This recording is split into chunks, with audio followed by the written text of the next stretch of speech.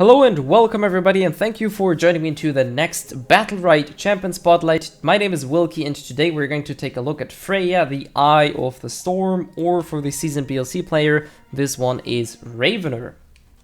Taking a look at her first ability, it's called Bash, dealing 10 damage, and should the enemy be afflicted by static, it'll deal another 2 damage. So basically, very basic auto attack, decent swing speed, nothing too fancy.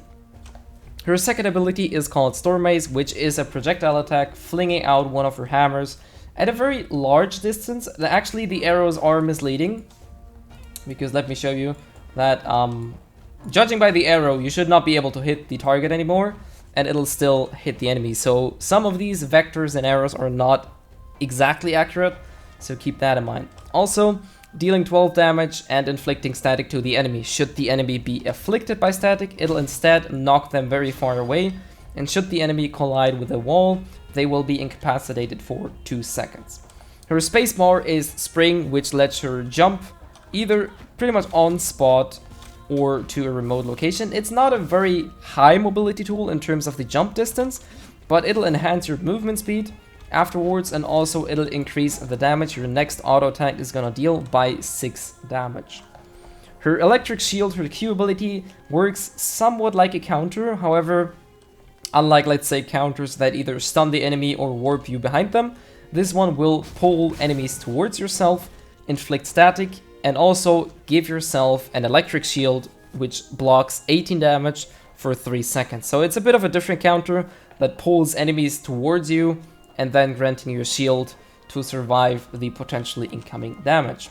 Her E ability is called Thunderclap, which deals 12 damage should the enemy not be afflicted by static, another 6 if the enemy is afflicted by static, but as you might have noticed, that static is basically displayed by this, I guess, rune over the enemy's head, and as I said, should the enemy be afflicted by this, you'll deal additional damage with certain abilities. Alright. Her X abilities, her first one is going to change her space to Shock Vault, which basically changes the bonus damage into a 2.5 second incapacitate, which other than that works in a very similar fashion, and it also has a pretty good knockback similar to the one your right click does. So this can be used very good to incapacitate enemies, get them out of the battle zone to let the full duration of the incapacitate work. Her E ability is going to change into Thunder Slam, which, similar to Thunderclap, is going to be executed within your jump, but unlike the circular AoE, you'll be throwing out some kind of lightning fork on the ground, which will, as well as deal damage, slow the enemy for, how long is it? For 1.5 seconds in a fading snare that'll be removed. Alright, her third X ability is called Charge Strike, which deals a pretty good arc in front of herself with 14 damage of hit.